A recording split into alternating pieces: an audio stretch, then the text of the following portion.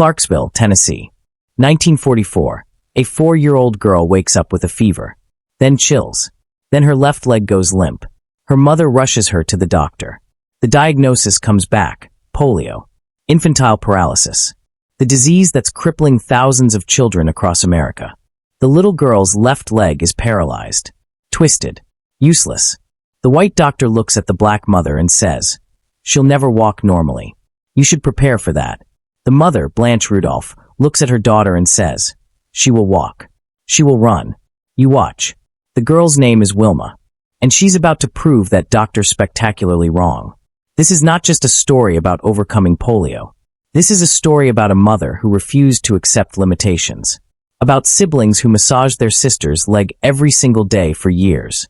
This is about a girl who wore a metal leg brace until age 12, then became the fastest woman on earth. This is about winning 3 gold medals at the 1960 Olympics, something no American woman had ever done.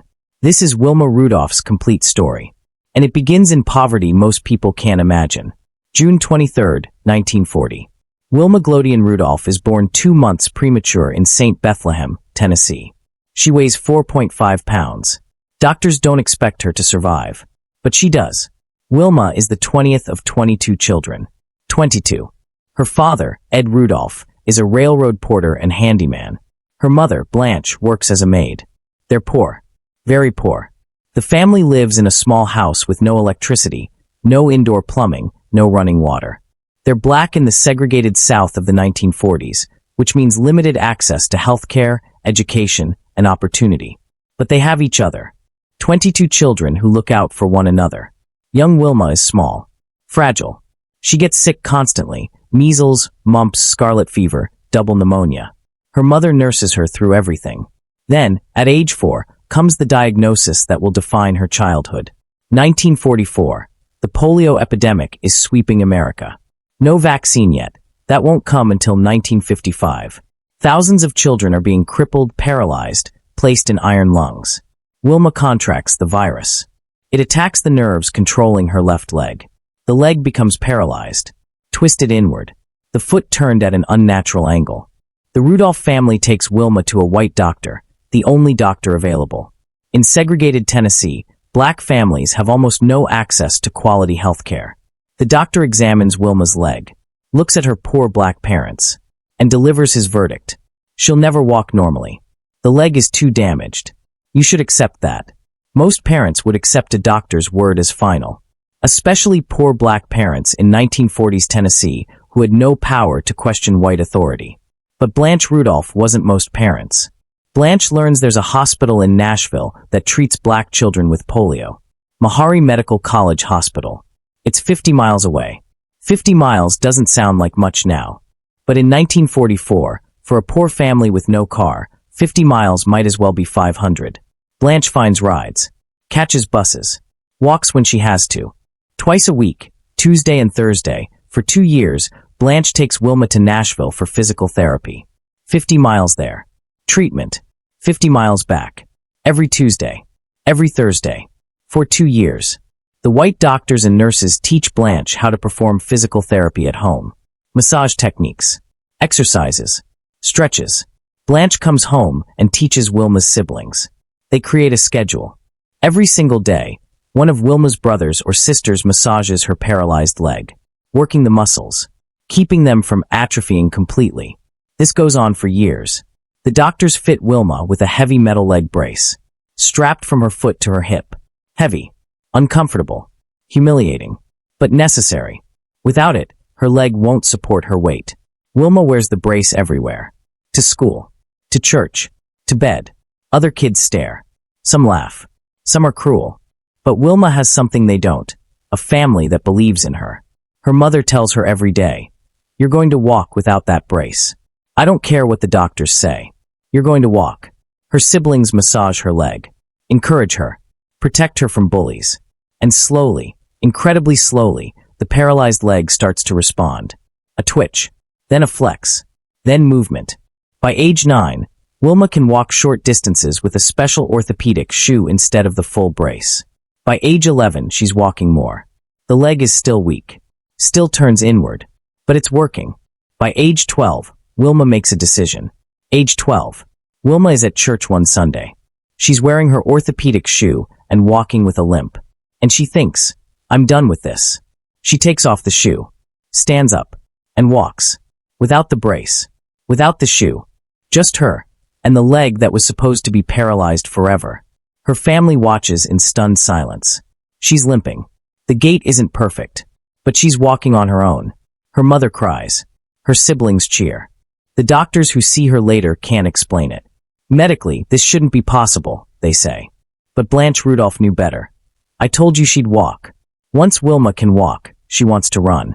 And once she can run, she wants to compete. She joins her high school basketball team, Burt High School in Clarksville. She's tall for her age. Fast. Determined. But her older sister is already the star of the team. Wilma sits on the bench. Game after game. Barely playing. She doesn't quit.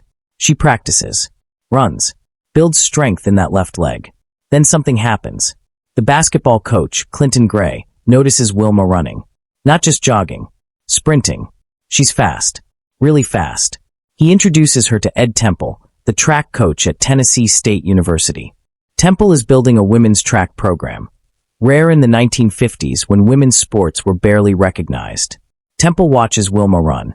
His jaw drops. Where did you come from? He asks. Wilma tells him, I had polio. Wore a leg brace until last year. Temple doesn't believe her.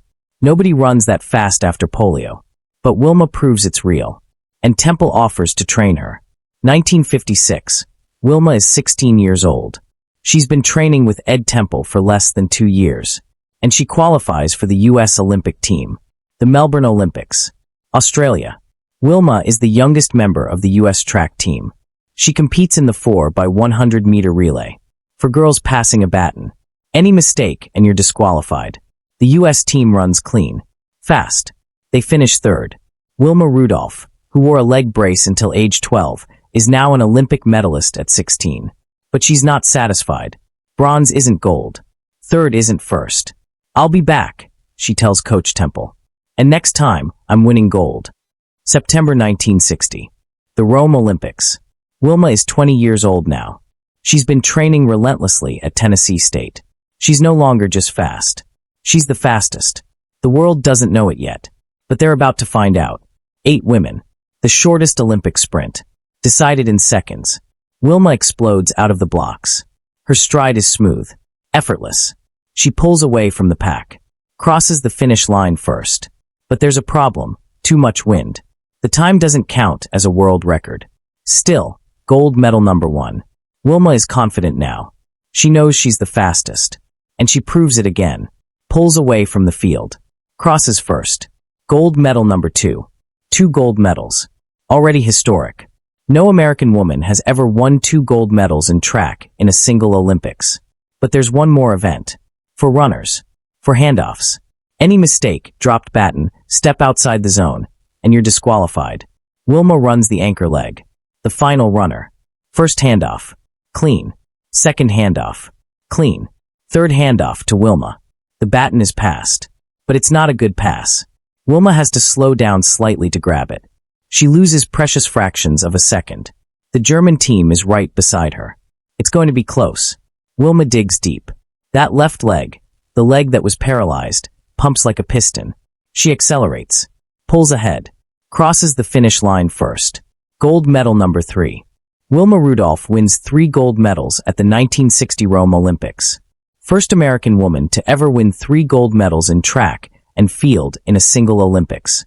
The Italian press dubs her La Gazella Nera, the Black Gazelle. The world calls her the fastest woman in the world. Wilma returns to America as a hero. Parades. Awards. Recognition. But this is 1960. America is still segregated. Tennessee is still the South. When Clarksville wants to throw Wilma a homecoming parade and banquet, the organizers plan to make it segregated. White people in one area, black people in another. Wilma refuses. If it's not integrated, she says, I'm not coming. They integrate it. The first integrated event in Clarksville's history. Because Wilma Rudolph demanded it. She uses her platform, her fame, her Olympic glory, to break down barriers. Wilma retires from competitive running in 1962. At age 22, she's already accomplished more than most athletes dream of. But she's not done making an impact. She goes back to school, graduates from Tennessee State University, becomes a teacher, then a track coach. She coaches young girls, many of them black, many from poor backgrounds like hers. She tells them, "If I can do it, you can do it." She starts community programs, opens youth centers, dedicates her life to helping children who face the same obstacles she did. "I want to give back," she says. "I want to help kids who were told they couldn't, show them they can." 1994. Wilma is 54 years old. She's diagnosed with brain cancer. Aggressive, fast-moving, the woman who overcame polio, who defied doctors, who became the fastest woman in the world. This is the one race she won't win. November 12, 1994. Wilma Rudolph dies at her home in Brentwood, Tennessee. She's surrounded by family, her children, her siblings, the people who never stopped believing in her. She was only 54. Gone too soon. But her impact? Eternal. Wilma Rudolph changed everything. She proved that polio didn't have to be a life sentence. That poverty didn't determine destiny.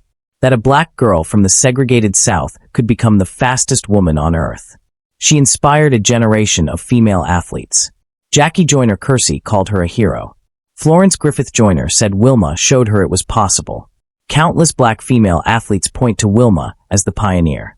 She broke barriers in sports and society, demanded integration, used her platform for justice. The U.S. Postal Service issued a stamp in her honor. Tennessee State University named their indoor track after her. ESPN named her one of the greatest athletes of the 20th century. But Wilma's greatest legacy isn't medals or records. It's the message she lived. Never underestimate the power of dreams and the influence of the human spirit. We are all the same in this notion. The potential for greatness lives within each of us. From a premature baby who wasn't expected to survive, to a 4-year-old with polio who'd never walk, to a 12-year-old taking off her leg brace, to a 20-year-old winning 3 Olympic gold medals. From paralyzed to the fastest woman in the world. From she'll never walk to La Gazellanera. This was Wilma Rudolph. And her spirit, the same spirit that helped her walk when doctors said she couldn't, run when logic said she shouldn't, and win when the world said she wouldn't. That spirit lives on in every person who refuses to accept their limitations. The fastest woman in the world wasn't fast because she had perfect legs. She was fast because she had an unstoppable spirit.